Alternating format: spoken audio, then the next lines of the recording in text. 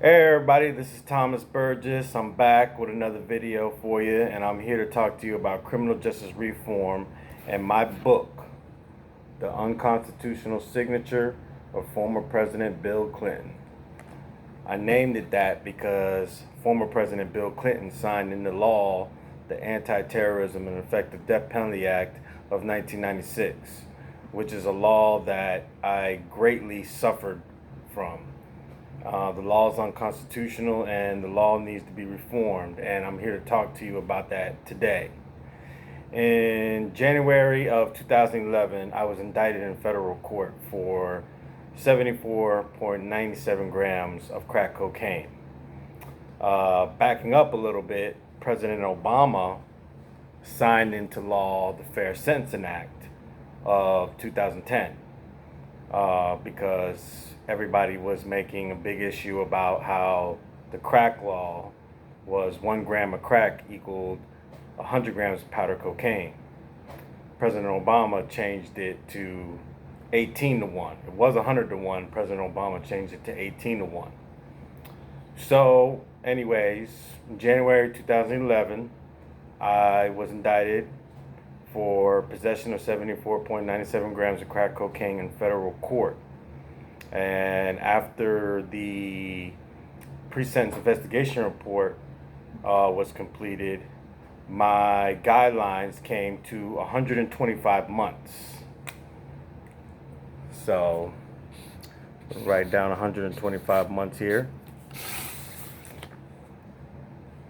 And that's what the judge sentenced me to. I eventually got sentenced to 125 months. Now, what the Fair Sentencing Act also did was lower my minimum mandatory from 10 years to 5 years. Under the 100 to 1 crack law, I scored 15 years. But because President Obama signed the Fair Sentencing Act, that basically shaved off 5 years of my sentence. It saved 5 years of my life. It dropped me down from 15 to 10 years, 125 months. But it also changed the minimum mandatory, and I was supposed to get sentenced to a 5 year mandatory minimum. But at the time, there was conflict amongst the courts, and eventually had to go to the Supreme Court, and the Supreme Court had to make the final say, which I was supposed to have a 5 year mandatory minimum. But at the time, there was conflict, so the judge sentenced me to a 10 year mandatory minimum, which I got 5 months over the 10 year mandatory anyway. So I wasn't affected by being incorrectly sentenced to a 10 year mandatory minimum at the time. Anyways, my lawyer, Robert Gersman, who is a garbage attorney, never hire Robert Gersman out of Palm Beach County, Florida. He is garbage. Anyways, what the Anti-Terrorism and Effective Death Penalty Act does is it gives a defendant sentenced by a federal judge 1 year to file a motion for post-conviction relief. 1 year. Now, that might sound like a lot of time to most people, but 1 year is not enough time for an inmate to file post-conviction relief. And I'm going to break it down very short for you. After I was sentenced by that federal judge, I spent the next 4 to 5 months transferring from prison to prison in order to get to my designated facility, which I'm from Palm Beach County, Florida, 1 hour north of Miami. So, and they sent me to Kentucky. I never even seen snow a day in my life until I went to prison. They sent me to Kentucky, and it took them about 4 to 5 months of transferring from prison to prison to get there.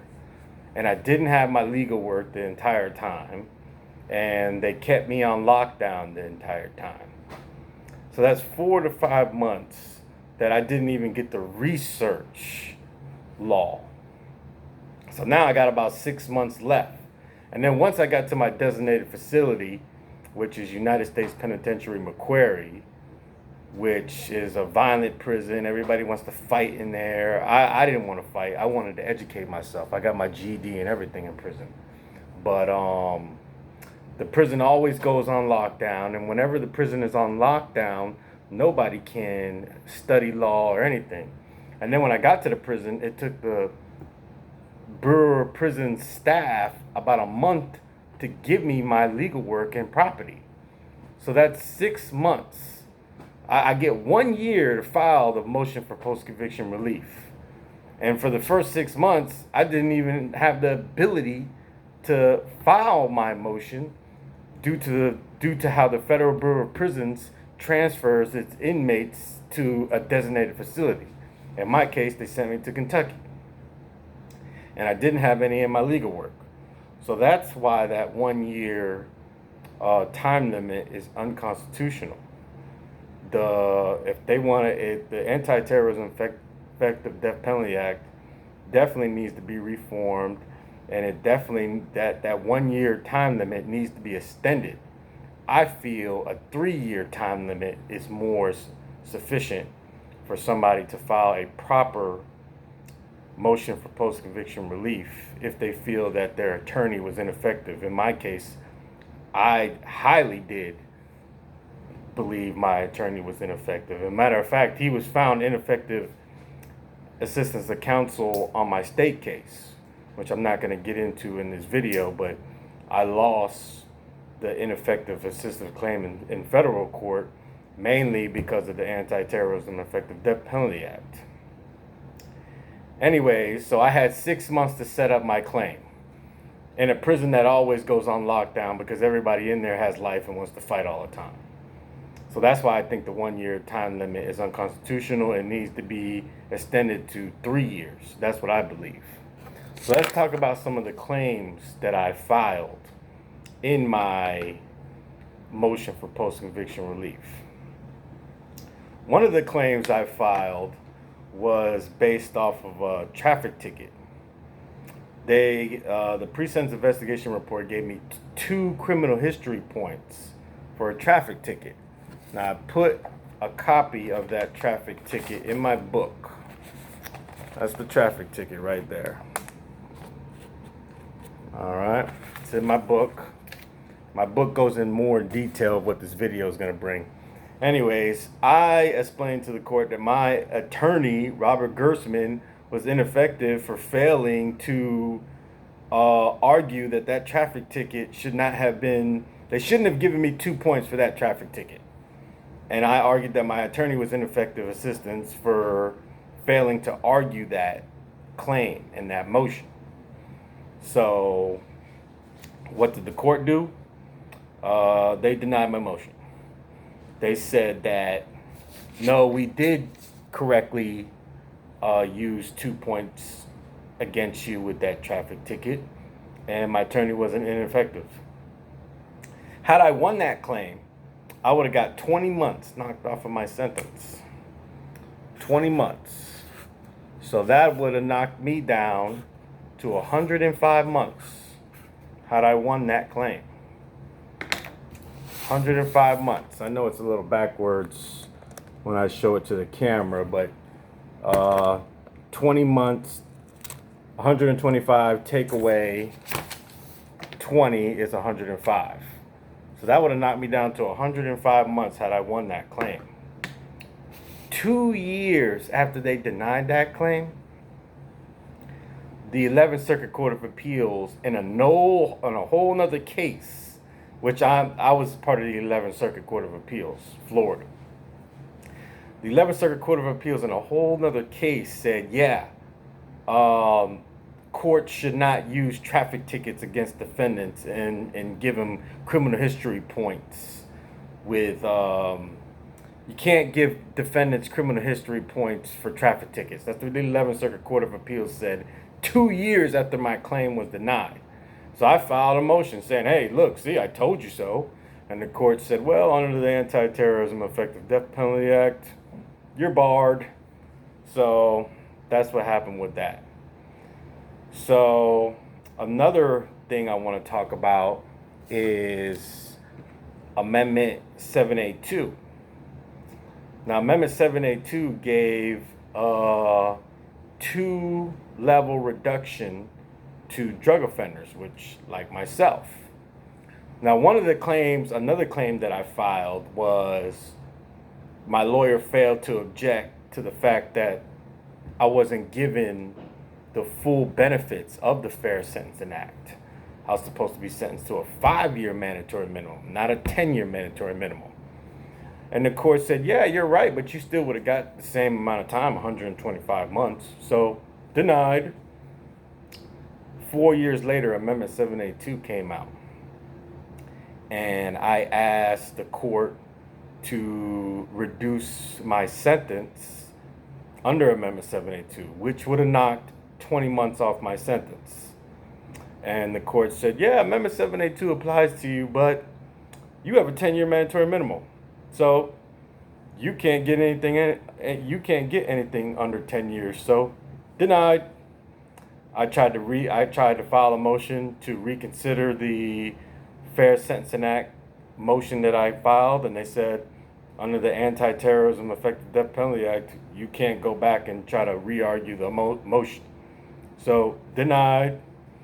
So if I would have got granted 20 months off for that traffic ticket and 20 months off for the Amendment 782, well, that would have knocked me down to 85 months. 85 months. Then,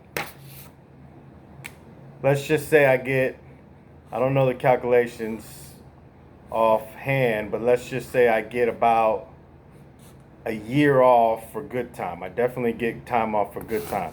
That knocks me down to 75 months. Say 10 months off for good time. I'm not sure if that 10 months is, I know it's around that.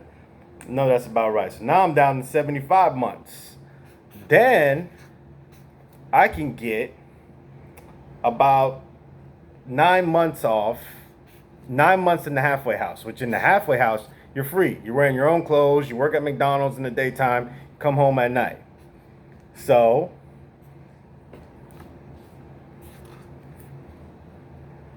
that would have knocked me down to about, if I would have got like 9 months, that would have knocked me down to 66 months, which is 6.5 years. No, 66 months, that's 5.5 years, excuse me. 5 years. 5 years I was supposed to do. But because of the Anti-Terrorism Effective Death Penalty Act, I had to do 8 years in the feds. That's how long I did. I did 8 long years. I was released. They indicted me in January 2011. And I started out with a 2025 release date, but then a bunch of motions, bunch of appeals, which I'm not going to get into this video. I just want to strictly talk about the Anti-Terrorism Effective Death Penalty Act saved me. And then January of 2019, I was immediate release because Donald Trump signed the First Step Act. That's what got me released, when he signed that bill.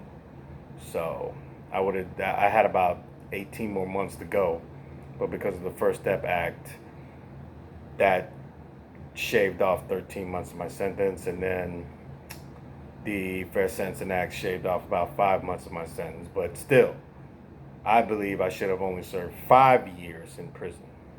But because of the Anti-Terrorism Effective Death Penalty Act, I had to serve 3, possibly 4 extra years in prison. So I think that the Anti-Terrorism Effective Death Penalty Act should be reformed in a lot of ways. And my book goes into great detail about that. Now, before I go, because I don't want this video to be too long, I want to talk about the Cut 50 program, which is what Kim Kardashian West is a part of. I'm a big fan of Kim Kardashian West, big fan of Kanye West. You know, if he runs for president, I would support him. But anyways, I wrote to the Cut 50 program, and I told them that, hey, you need to invest your attention into the Anti-Terrorism Effective Death Penalty Act and how that needs to be reformed. And they emailed me back saying, we don't have the funds for that. That's what they told me. From my research, the only thing they're trying to do is look for people who deserve clemency, which that's cool. Don't get me wrong. I think that's cool. But, you know, when you're signing, when a president is signing clemency, that's only one person. That doesn't cut 50% of the inmate population. But let me tell you what will. And this is the message to the 50 Cut program. The Anti-Terrorism and Effective Death Penalty Act. Reforms to that will cut a lot of sentences. Just like the First Step Act did. One signature, 3,000 people were gone. I was one of them. That's the type of signatures I want to see. You know, yeah, I want to see people get clemency. I think they should look for people to get clemency. But I also think they should look for laws that are unconstitutional or broken and need to be formed, and laws that need to be reformed. And the Anti-Terrorism and Effective Death Penalty Act is definitely a law that needs to be reformed. Okay?